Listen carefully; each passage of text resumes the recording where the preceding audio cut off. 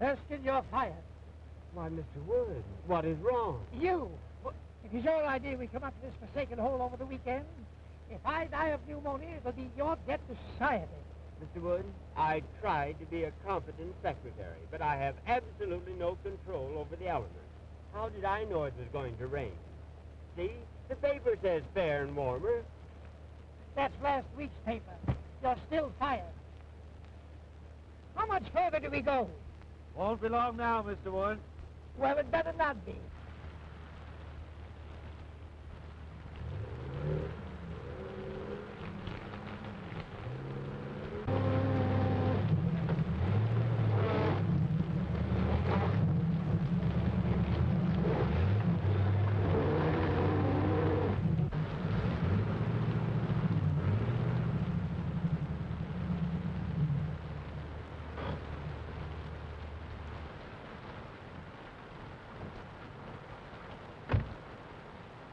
Something the matter?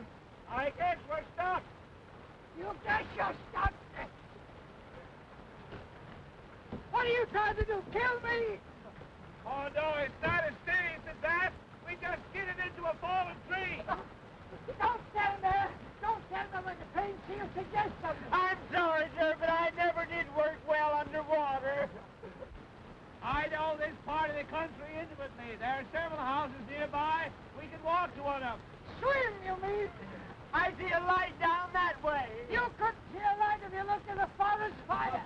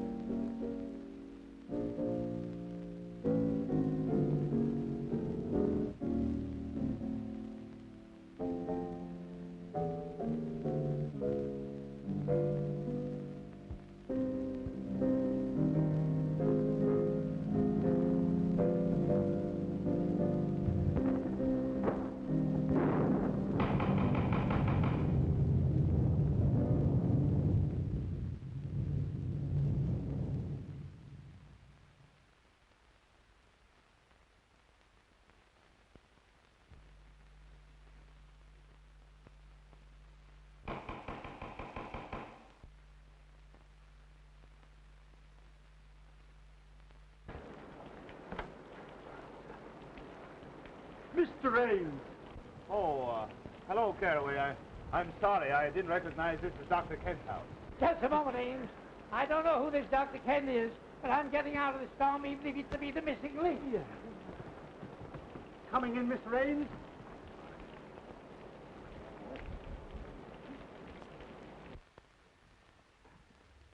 Ames!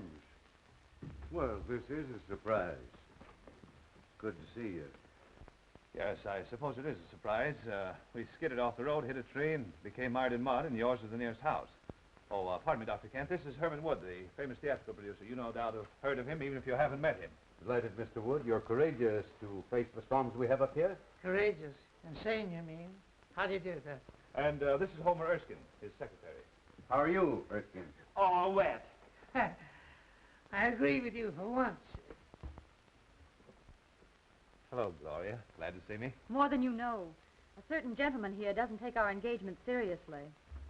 Harry. Hello, Ames. How do you do? Gloria. This is Mr. Wood, Mr. Erskine, Miss Shaw, and Mr. Terry Gray. Oh, Mr. Wood, I've heard so much about you. Yeah, I was afraid of that. How are you, young man? Still quite normal, thank you. Nice of you all to drop in like this. Your idea, wasn't it, Ames? After all, you were invited. That had nothing to do with it, and I assure you I wouldn't be here now if I could help it. We were just driving to my place where Mr. Wood was going to hear me read my latest play. Another play, Preston? My, you are prolific. Well, play or no play, I ought to be in New York, in bed. Well, I'm afraid you'll have to remain my guest for the night. My chauffeur tells me the roads are completely out. Oh, forgive me for keeping you in these wet things. I'll have Caraway show you to some rooms immediately. Then you'll join us for a cocktail before dinner for your staying, of course. Well, I like the cocktail part of the program. Oh, Caraway, take Mr. Ames and his friends upstairs immediately. Owing to the storm, they're going to stay for the evening. Yes, sir. This way, please.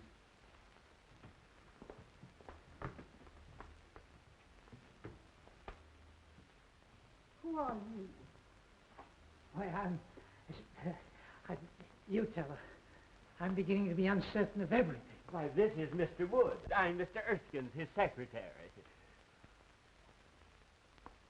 I pity you so much. You're surrounded by tragedy and sorrow. Well, you are psychic, Beatrice. Mr. Wood is the greatest producer of tragedies and dramas in the country. You mean he was?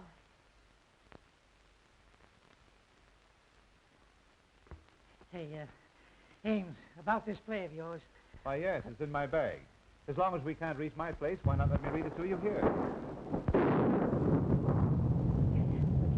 I just remembered an important appointment tomorrow in the city. I must return tonight.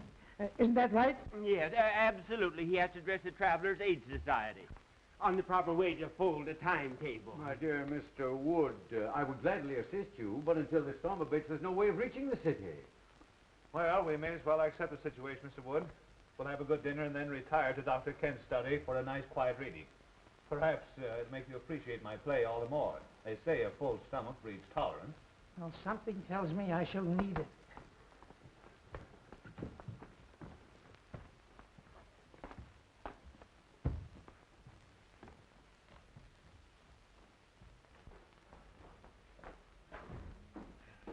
Mr. Ames, this is your room. You've used it before.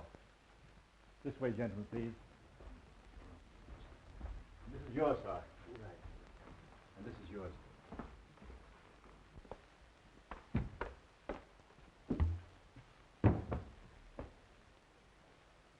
Just a moment. Have that coat dried out. Yes, sir. Right away, sir. Anything else, sir? Yes, close the door when you go out. Yes, sir.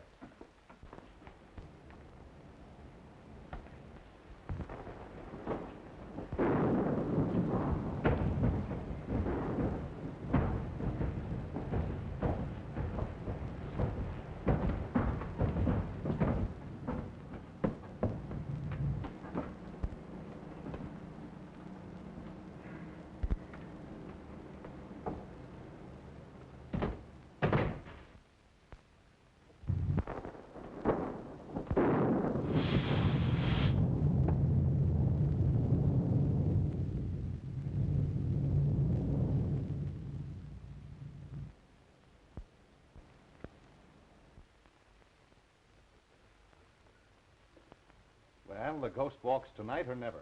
You don't sound very hopeful. To the contrary. Not only hopeful, but brave. I'm going to ask you to marry me and go to California, where the sun always shines and the oranges fall from the trees to your breakfast table. That's a beautiful picture on a stormy night like this. But with or without the oranges and sunshine, you know I won't marry you, Terry, because I love someone else. Terry! Pardon me?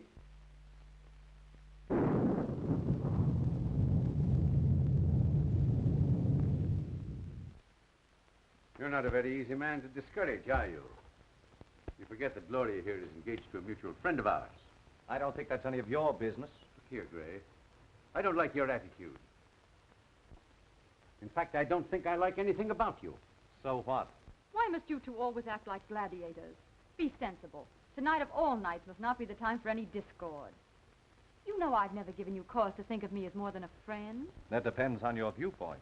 I might argue that statement. I'd like to give you the thrashing you deserve for those insinuations. Please. We'll discuss this later.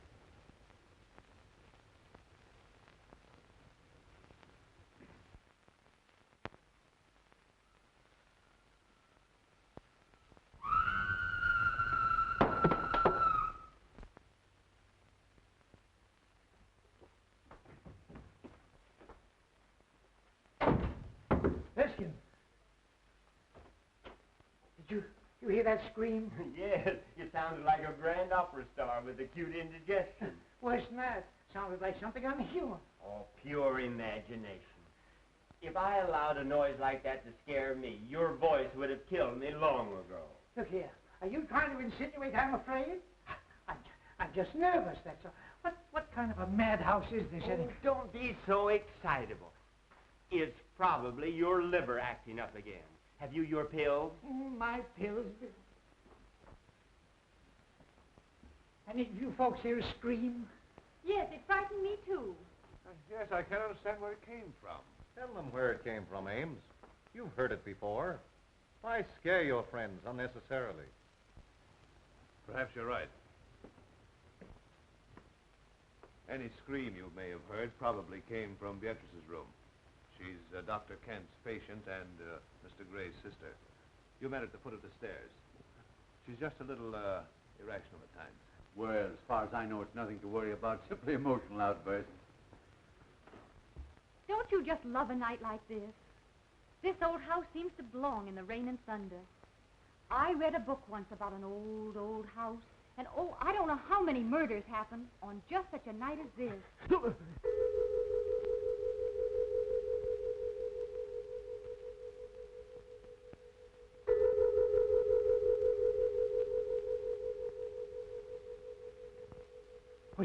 Was that the clock? Yes, I guess so. I think so. It must have been. But it's a union clock. What do you mean? Well, it strikes any old time.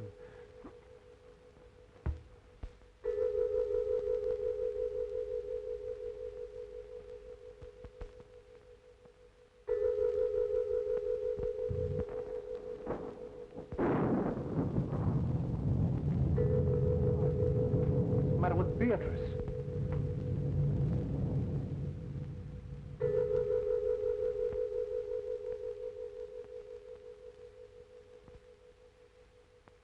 Yes, John. I am waiting for you. I am waiting.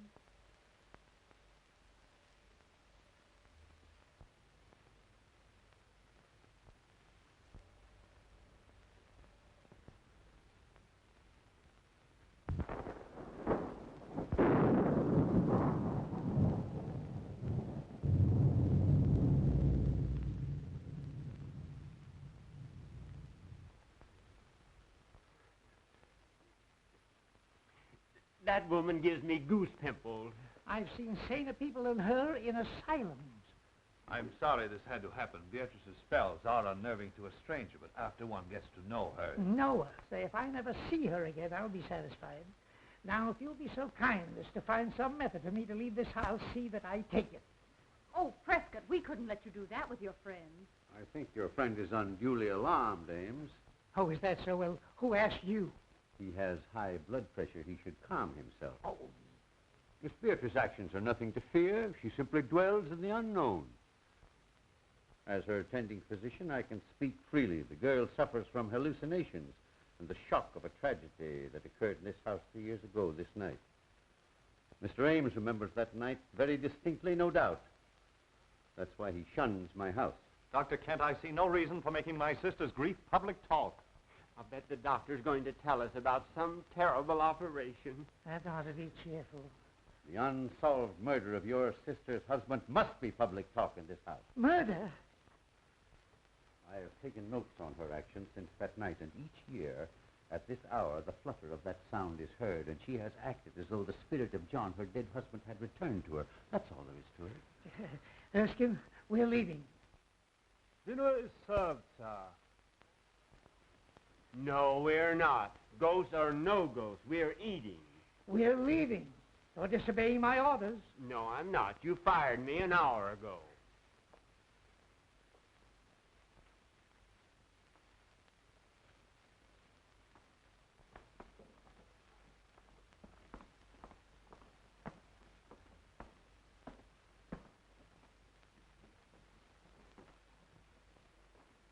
Gloria, Mr. Ames, Mr. Wood, Mr. Erskine. Hope you're all as hungry as I am. Just give me an aspirin. Just give me anything but a tomato surprise. I've had shocks enough. This is about as cheerful as an undertaker's picnic in a cemetery.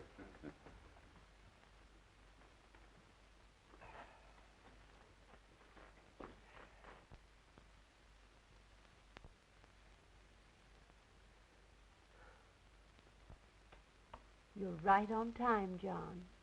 I was so afraid you might disappoint me. Mr. Wood, I think you're right. We better leave, now that John's here. Yes, Erskine, I'm not a cowardly man by nature, but my nerves won't stand this any longer. That woman is dangerous. My friends, please. I regret these unusual disturbances, but I've experienced these same phenomena in my patient's presence before. There's nothing to fear from the dead. I believe in spirits, but only spirits. Hear me? Beatrice, please, your brother wishes you to restrain yourself. My dear brother seems frightened. As well he should be. Just like all the rest of you are. Please, Beatrice, there are guests here, friends of Mr. Ames. What do they mean to me? You, Terry Gray. You, Miss Gloria Shaw. And you, my delightful friend, know what that blood stain is.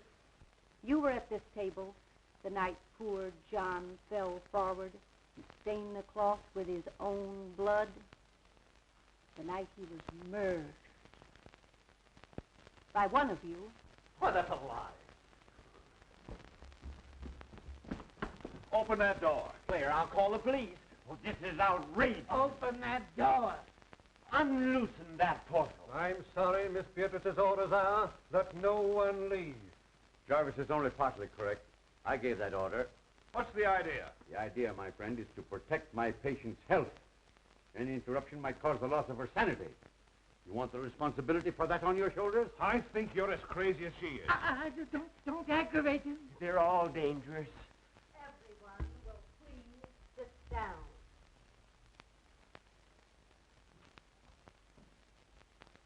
You can't frighten me into anything.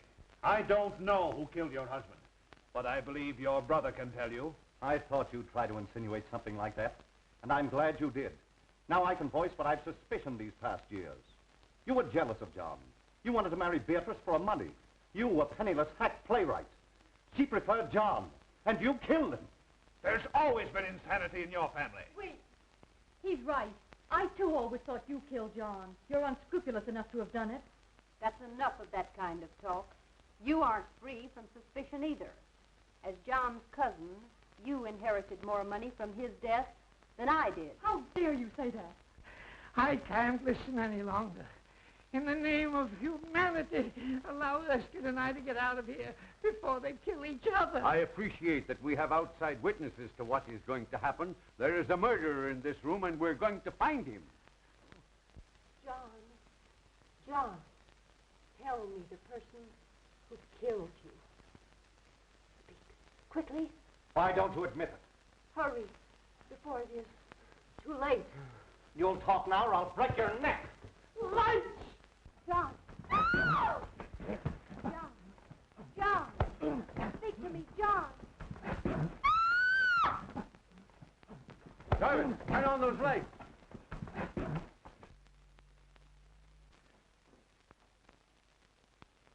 Where's Beatrice? Why, I don't know. Dr. Kent, I demand I be allowed to leave this room. And I'm with you. Remember my years of devotion to you. Divided we arrive, but united we leave. Of course, I'd give anything in the world if this hadn't happened. Jarvis, open that door. Oh, Mr. Wood, I'll see you later. You'll not see me later. Not for a month, not for 10 years. I'm getting out of here.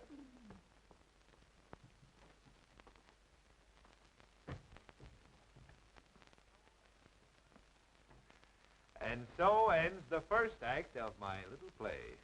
Oh, darling, it was wonderful. Well, we certainly scared those two. Nelson Wood's famous for his temper.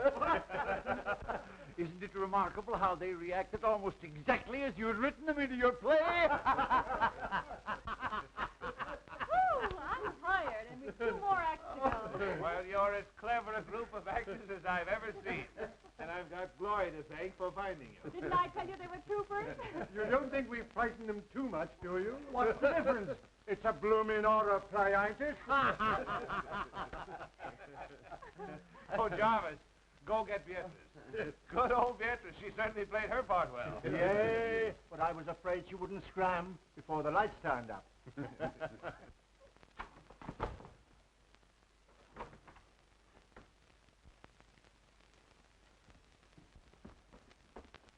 Beatrice, are you hurt? Beatrice, what's the matter? Speak. She's dead. This isn't my room. No.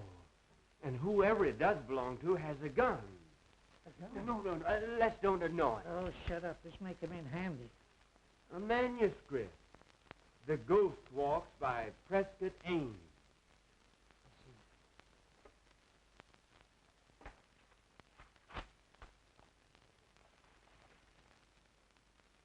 As the group seat themselves at the table, the vacant chair also moves out, as if an invisible person was preparing to sit down. All eyes are on the chair. As the vacant chair slides back to the table, Beatrice addresses its invisible occupant. Beatrice speaks. You are right on time, John. Erskine, we've been witnessing a dress rehearsal of Ames's horror play. You mean all those scares were part of the play? Certainly. Wait. Here, let's try it again. Here, listen to this.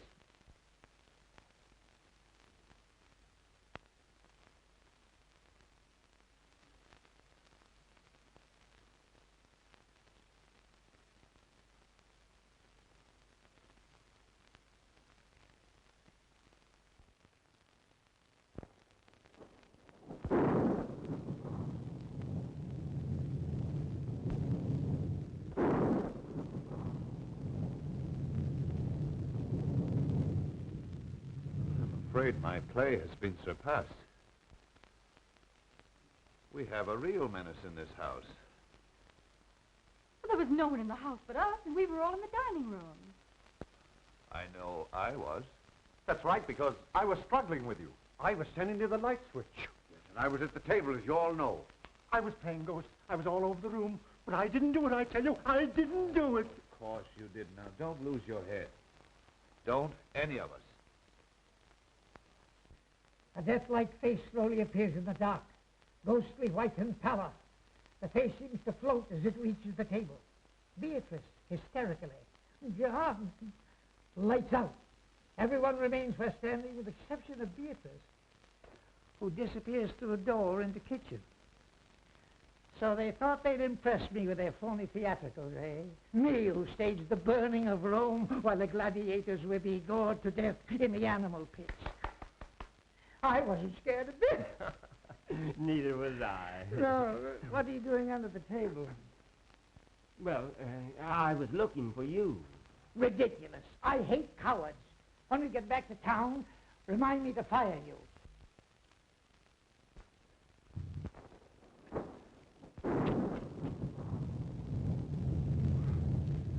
Let the play continue.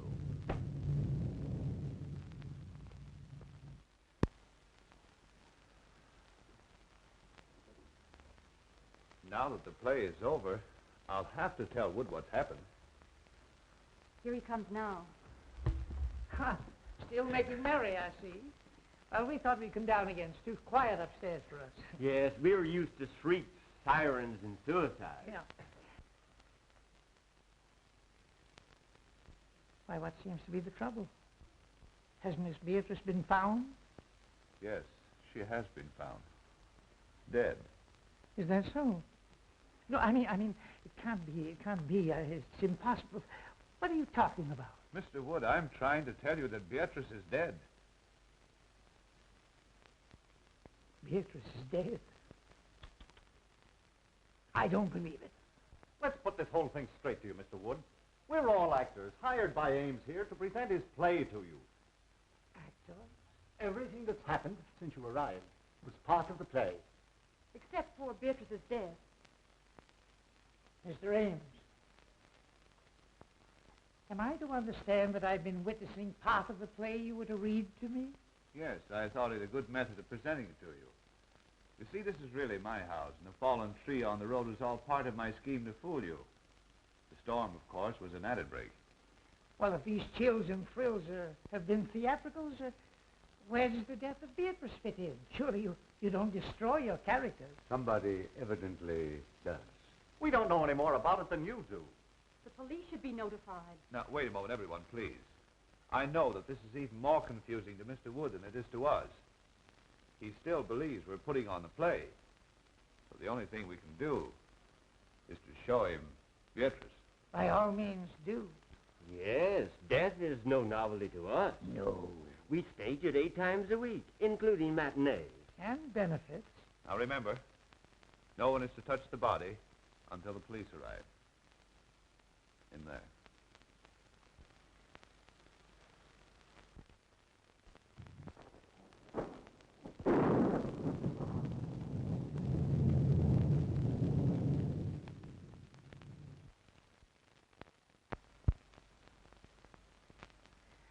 Well, where is she? I don't know. What could have happened? Well, you ought to know. You're the author. This is impossible. I never heard of it. The place must be full. We gotta get out of here. Where can she be? Perhaps he just stepped out during intermission. Gentlemen, this is too serious for joking. She was on that divan 10 minutes ago, dead.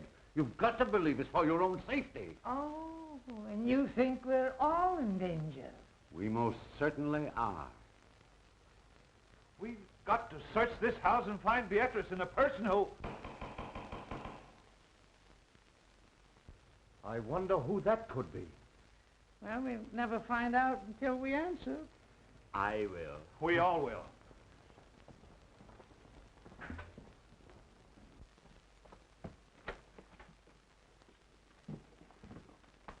Who are you? Who are you? A guard from the Greystone Sanitarium. Seen anything of an escaped patient around here? What kind of a patient? A quiet one, until disturbed, at which time he becomes slightly murderous. Well, so help me if this ain't a night. Oh, what's going to happen to us next? Who are these people? I didn't know anyone was living here until I saw the lights. What makes you think he came here? Empty houses make good hideouts. I never saw or heard of anyone living here in the past few years. Well, I've been living here about a month. I think you've come to the right house at that. Yes? Has anything happened? Uh-huh. A murder and a disappearance. What are you winking about? Winking? Why, my dear man, you're saying things. I simply stated a murder had been committed. Murder? Ah. Well, it's him all right, then. Well, who is this man you're looking for? At the sanitarium, we'd call him Case 222. I guess you'd call him a homicidal maniac. A maniac? And you think he's loose in this house? Now, be perfectly calm. If my patient is here, and you scare him with hysterics, he might tear you apart to see what caused the excitement. Oh. That reminds me. Has anyone called this appearance? No. Well, that's a usual procedure, isn't it? Well, we forgot to, I suppose. But there's a telephone right here in the study. Telephone?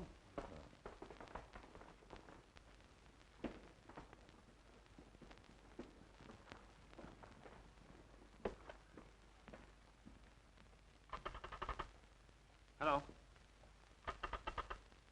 Hello?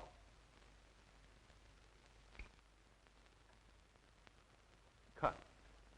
I suppose no one knows who did this. Why should we? You don't think it's fun to be isolated with a maniac? If the play calls for it, yes.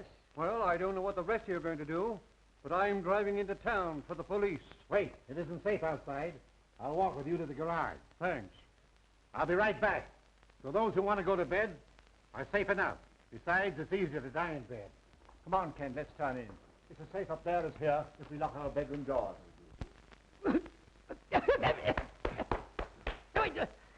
What's the idea? Why, you're choking terribly. Well, can you do any better? You know, I had a hunch that Beatrice should never appear in a horror play. Why? Too highly strung and impressionable. A fatalist. She figured if you were paid to scare people, the law of compensation would see to it that you got scared yourself. Utter nonsense. How could anyone possibly foresee a maniac coming here tonight and committing murder? Don't interrupt him. The play's improving. Not enough action for me. Tell me, Ames, just how did you happen to come to this house yourself? Funny you should mention that. I was just asking myself the same question. Of course, you saw that painting in the drawing room of Gusser Gillis. Sure, everybody knew him. And his history? Naturally. Personally, I thought he was the worst butcher who ever severed a tonsil. Right. And you remember how 9 of his patients mysteriously disappeared after he treated them? They were murdered. And when the police came to arrest him right here in this house, he committed suicide. He lost his mind from the strain of his surgical work, I guess. Get to the point, man. I know all that record. Now, you say this house was his. How did you get it? Why, that was easy. I simply advertised for an old, isolated country home. And the real estate agent for the Gillis estate answered and said he'd be glad to rent me this place. It's been vacant ever since the doctor's death. People were afraid to live in it because of the crimes that were committed here. It's supposed to be haunted. And the local people swear they've seen the lights go on and off in this house even while it stood unoccupied. Well, the rest of the story is short. I wanted to write a play in the same atmosphere he had lived his ghoulish life, so here I am. I'll bet he'll come back to haunt you for this. Jarvis get away all right? Yes. There's no one around the ground, so I think I'll search upstairs. I'll go up, too. I'm going to bed. And I'm resigning from your cast. You playwrights are all screwy. I take it that this ends the second act. Now, if you don't mind me saying so, I think your play is rotten. Well spoken, Erskine. Forget about being fired. Let's go to bed. Yes, go to bed, Mr. Wood, and get some sleep.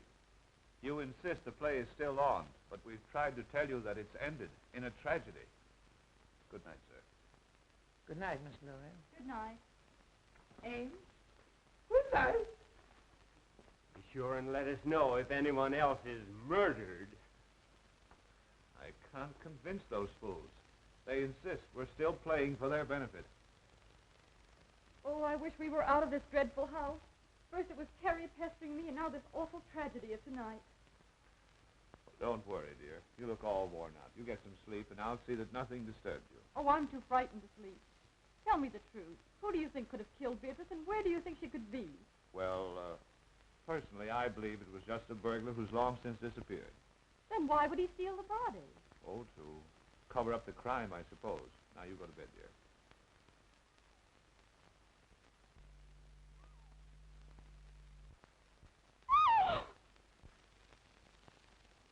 Why, Gloria, what is it?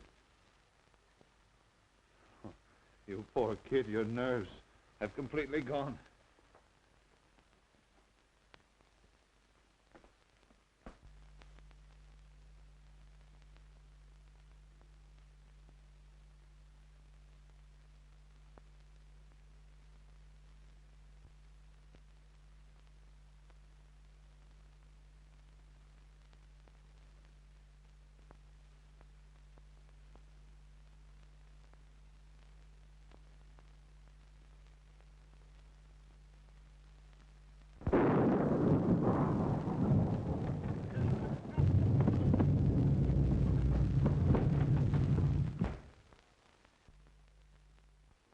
Oh, it's you. I ought to pull the trigger at that. Well, come on, snap out of it. What is it? Mr. Wood, maybe we're wrong. Maybe this isn't the play we're witnessing after all. Oh, rubbish. You saw the manuscript, didn't you? Yes, but I didn't see anything in it about the top of my bed coming down and smothering me, just like a steak under onions. Oh, nonsense. You've had too many cocktails. Besides, I wouldn't be lucky enough to celebrate your demise by violence. That's a fine way for you to talk to me. Me, who's been everything to you but a mother. Now, Mr. Wood, listen to reason. I may be all wrong. I'm a nervous man by nature. But if this play is still going on, it's the closest thing to reality I ever saw behind the footlights. Oh, you're a sissy. I tell you, this fellow Ames is clever. He has reality in this play, and that's what the public wants. Now, let me alone. And if you want to stay in the theatrical business, stop letting it scare you. Oh, I was kidding all the time. That bed bracket was only a dream I had, and you were in it, too. I was not. I was reading. Yes, I saw that. You were reading a book on psychics. You were worried about the future yourself. Say, go home and go to bed, will you, please? And if you want to think of the future, remember I'm firing you. Mr. Wood, I have a premonition that we must stick together tonight. You need protection. You mean you do? You're trying to muscle into my bed because you're frightened.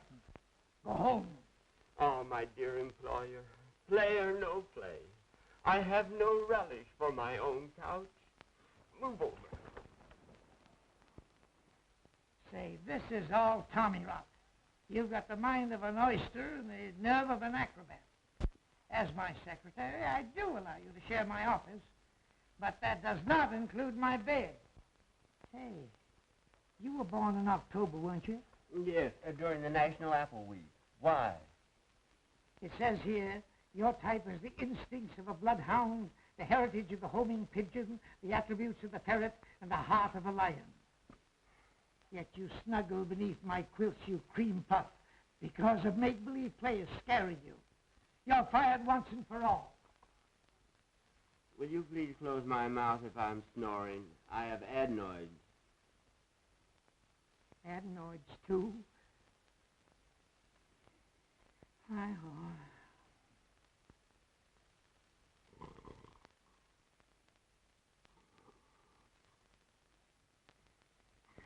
Homing pigeon, ferret, lion. I'm sleeping in a zoo.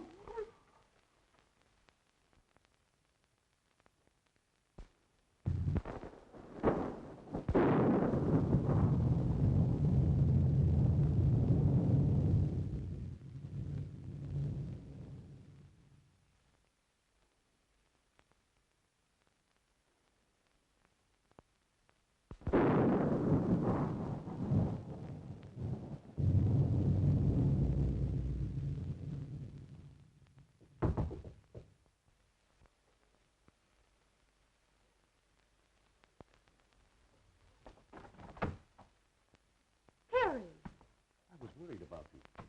Up here, all alone. I'm all right. Listen, Gloria. You know I love you.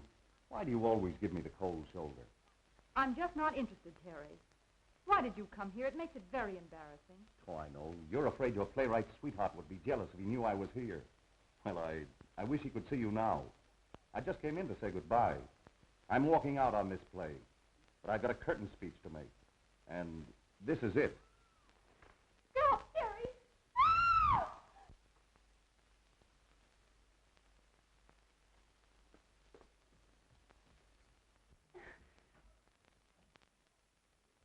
Gloria! Gloria! Are you fool? Now see what you've done. I'll hide in that closet until he goes. If you tell him I'm here, I'll say you invited me. Understand? Well, darling, what frightened you? I saw a man. Well, where was he? He came in that door.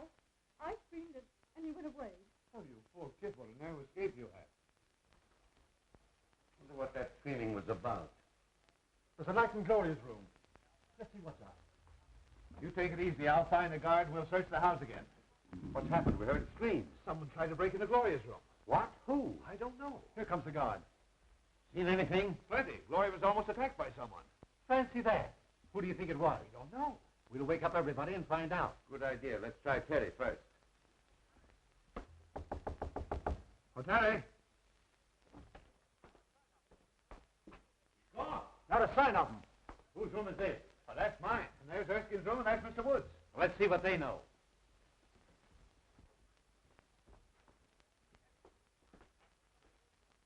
Empty.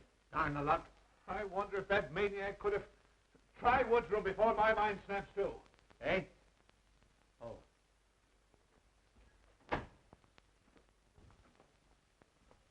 Hey, you two. Get out of here. My office hours are from 10 to 4. Seen anything strange in here? Yes, here's an exhibit that ought to be in a museum. What are you doing in here? I was sleepy. Is the play on again? No. We're just having a roll call. Well, consider us absent. Terry. Terry, come out.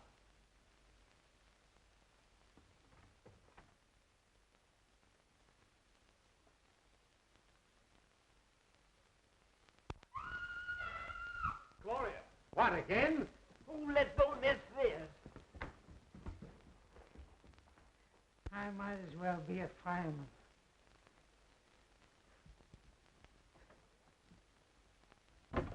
Gloria, what is it, dear? It's Terry.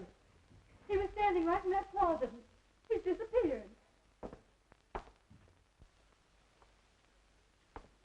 Well, what was Terry doing in your closet? He was hiding. From whom? Why, Oh, pardon me. Oh, no, please let me explain. It isn't necessary. I think I understand.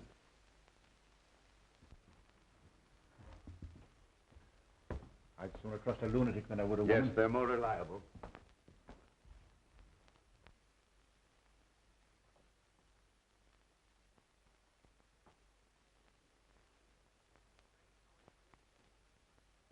Strange how anyone could disappear from behind a nightgown.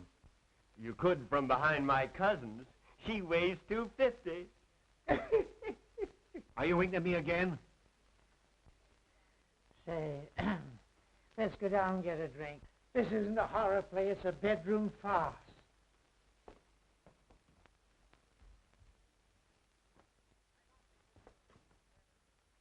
I don't think this situation is fair to me. You people are of very little help. That patient of mine is evaporating. He thinks all I've got to do is to look for him. Besides, I promised to be a fourth of bridge tonight with some friends of mine. Speaking of wasting time, Jarvis should have been back from town with the police long ago. Oh, Caraway. Will you and Kent go back upstairs, please? Just to be near Gloria. I couldn't stand seeing her myself just now, but I don't want to expose her to unnecessary danger. I understand. We'll be glad to help. I'd just as soon go up again anyway. I'm dead. Please don't use that word. I don't like that fella Caraway. Oh, forget it. He's just a seedy butler. Well, I feel duty-bound to see this night through. I live here and all that, but I'm beginning to reach a breaking point. The situation is getting out of hand. It seems to me you're about as useless a guard as I've ever seen. Well, I've worked in 2 penitentiaries and 3 asylums and never had any complaints. Best actor of the bunch. Well, boys, I'm going to retire from now for the second time tonight. Ames, go on with your rehearsal, but don't disturb me for the finale. And again I say, good night. Please continue. I never walk out on anything that doesn't cost me something. What does he mean? Oh, these fools think we're putting on a play for their benefit. I'm hungry. I could destroy a few vitamins myself. Well, you'll find some food in the kitchen. I'll be waiting for you here.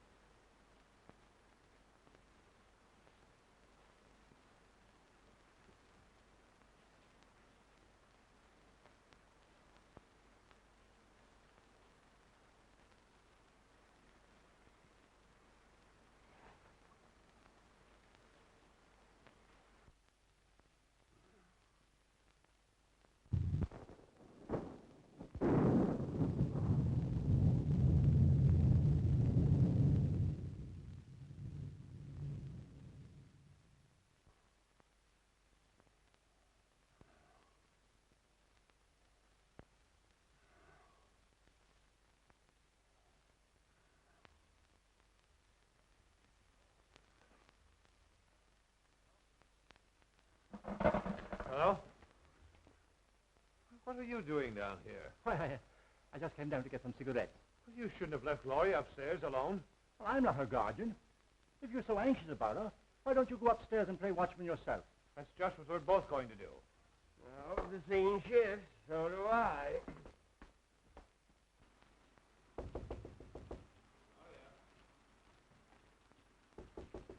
Gloria?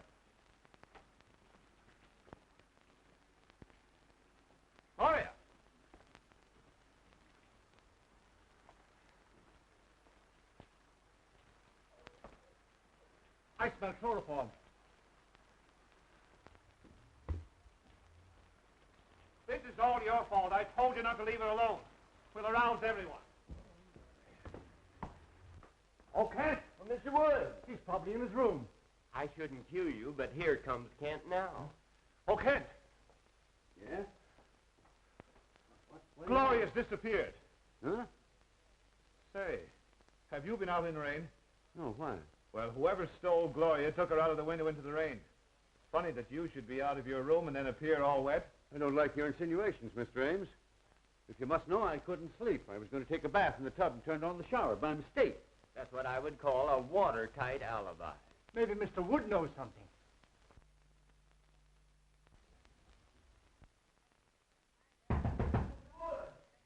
I'd have more privacy in a convention hall. Come in. Mr. Wood, some gentlemen to see you. Have you seen Gloria? She doesn't seem to be here. Why? Gloria has been kidnapped. Goody, goody. I say, that's beastly rude of you. They accuse me, but I think Teddy's the guilty one. He's gone, too. They've got to search the whole place over again. Get up and see the fun. It's better than looking for a good candidate before an election. Not me. I'm staying right here. Now, if they don't stop this fool play and get out of here, I'll rid the world of the entire cast. All right, stay here. I hope you're the next victim.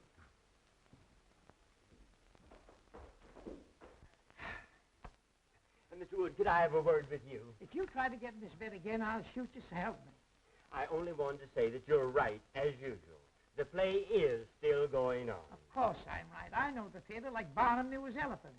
And I'm not cross with you, Erskine. In fact, I'm going to raise your salary. Thanks. People don't disappear every 5 minutes in real life. Unfortunately, some don't. I'd like to get some sleep.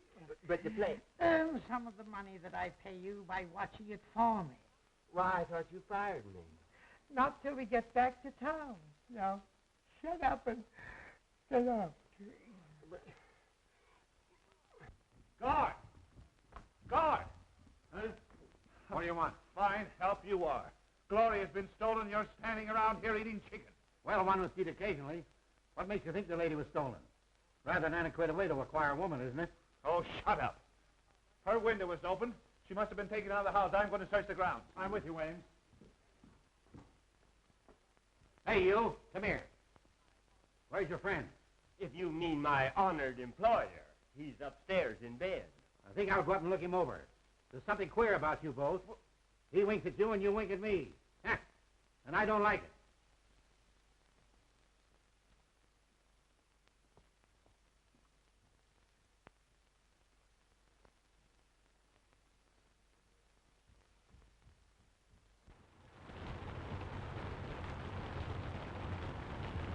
We'll make a careful search of the ground.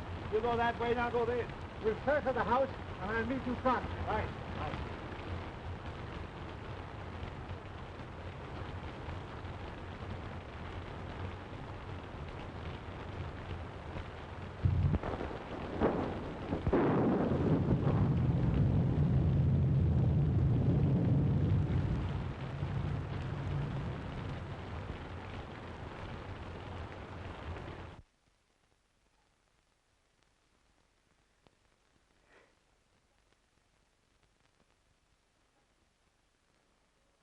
Who's there? Only me. Oh, my old friend from the insane asylum. Come on in, sit down. Make yourself at home. Everybody else has. Hey, look here, old man, pal to pal. You're not really an asylum guard, are you? No. How did you get it? God, you can't fool an old-timer. You know, you're wasting your talents here. You're too good for this stuff. The whole world knows that. I said good, not perfect. Like that play. You know, I've been thinking that over. It's mighty darn gripping. I think it's pathetically bad. I'll have no part in it. Are you under contract to Ames? Me? I should say not. But I'm ready for a presentation now that will astound the world. I believe you are. I'll bet you'd be a sensation and a good part. And I'm going to give it to you. Herman Wood, the man who has given more stars to Broadway than Edison has electric lights, will star you personally in an extravaganza. Splendid, splendid. Oh, are you busy Thursday? Let me see. No, I have nothing planned. Good. Come to my office next Thursday and we'll sign a contract. Splendid. But you should see me work first. Well, what are you doing now? Wasting time talking to you. Come with me, and I will show you real dramatics. Are you kidding? I never joke. I will show you drama. Stark, throbbing drama, with a master touch of comedy. By golly, I'm with you. Just wait till I get my slippers. Don't forget, Thursday. Come.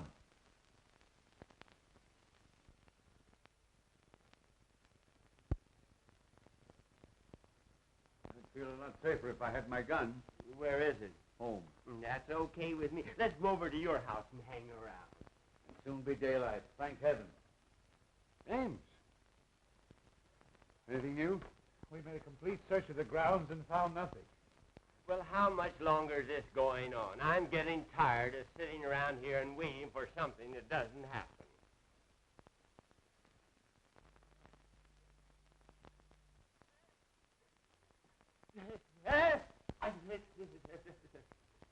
The picture. It's alive. It winged. What's the matter with him? He must be balmy.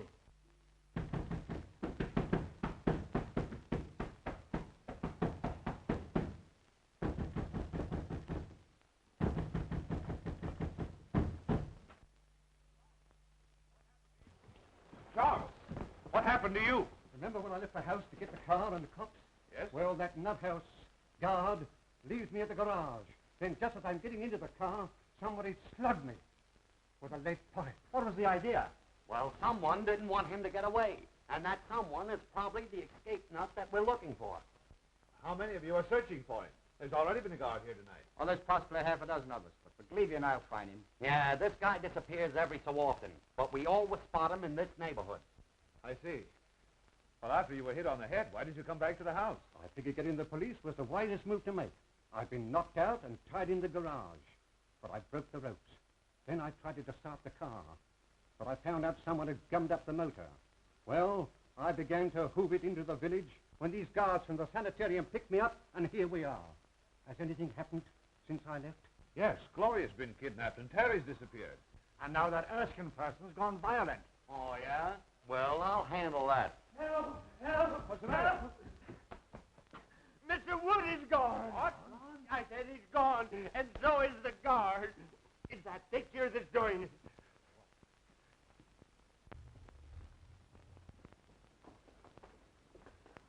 Oh, what's the matter with it? Its eyes moved. It glared at me. Why, it's as solid as the wall. You're daffy. Those eyes never stared out of nothing but a paint pot. I say someone looked out of that painting. Okay, brother, we'll soon find out who's nuts around here.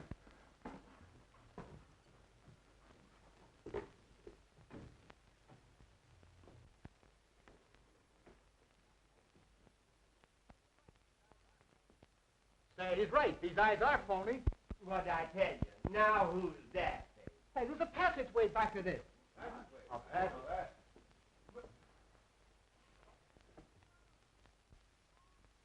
Look! It's moving!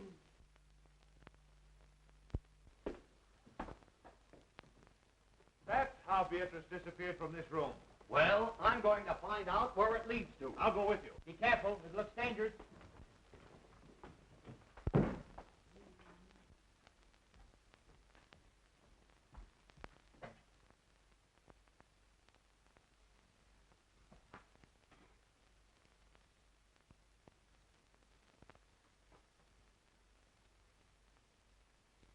My friends, since your entrance into this house, I have worked toward bringing you into this laboratory. Years ago, a famous surgeon lived, worked, and studied here. His name was Guthrie Gillett.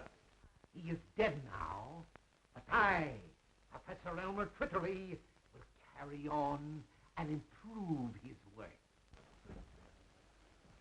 Hey, I don't like these underground places. Well, you may as well get used to it. You may spend a lot of time in one. Why, the whole house must be honeycombed with passages. They lead all directions.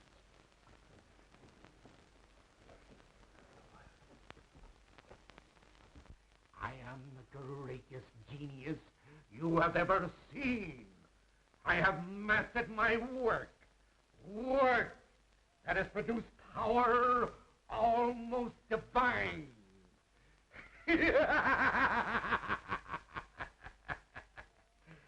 I have become more than the greatest plastic surgeon in the world. I am the molder of mankind. I have reached a great decision. That is why I've allowed you all to trespass upon the seclusion that I have enjoyed in a supposedly deserted house. I discovered this old house of Dr. Gillis's on one of my many escapes from the sanitarium. It is admirably fitted for my work. All I needed was patience. And now I have you, healthy people, who can't stand the rigor of certain small operations.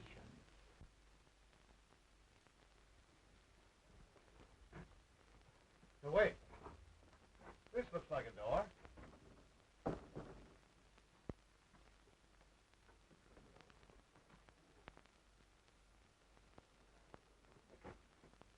See where that leads to.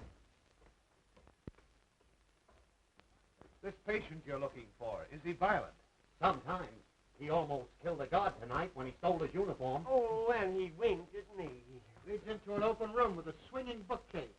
Then Gloria did see something in that study. We've got to find her before anything happens to her.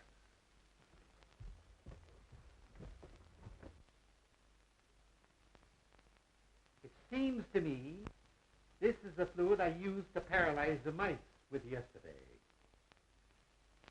I think I meant to use it on your friend Beatrice. But somehow I became somewhat confused. So now the poor girl is dead. Forgive my stupidity. I will be more careful to see that you don't suffer the accidental death she did. I have brought back the spark of life. I am colossal. Oh, my head aches. Take that smelling salts away. You're choking me. I am awfully embarrassed. I thought I killed you, but I only gave you a headache.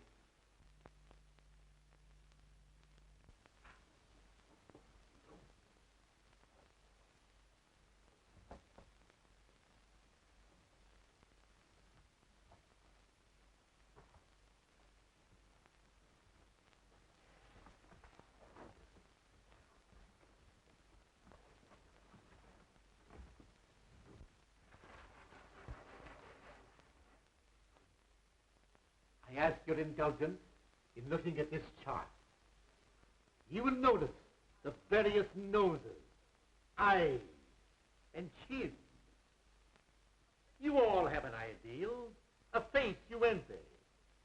You can have your choice of alterations. You understand, my operations run in series. You may look as you wish now. Ultimately, I will slowly change you to fit my model. Young lady, you shall have the honor of being the first on my table. I shall require very little from any of you. Just enough to begin my work. A feature from you, a bone from him, and a cartilage from that one.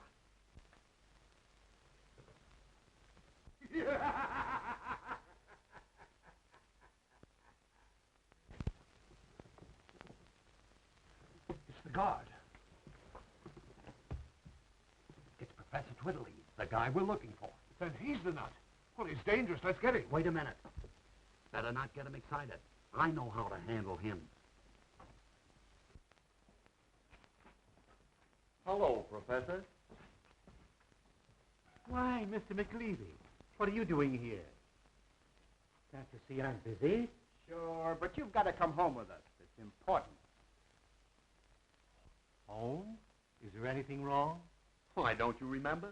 You operated on your old friend Julius Caesar a couple of days ago. Did I now? Sure. Funny, I forgot. How'd it turn out? Not so good. That's why we have to hurry back. You see, he got tired of his Roman nose, so you grafted on a new one. But you put it on upside down. And on rainy nights like this, the poor fellow can't go out for fear of drowning. My. We'll return at once. Poor Caesar must be miserable.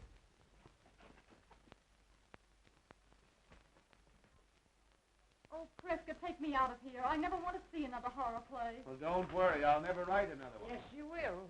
What? Absolutely, but you've got to rewrite it. Just like this night and the experiences we've gone through. Even to the murder of Beatrice? Yes, I'm afraid Beatrice will have to die all over again. Well, the ghost walks after all. Congratulations. Congratulations, John. You were all right too, Caraway. Thank you, Mr. Wood. Now what's the matter with you?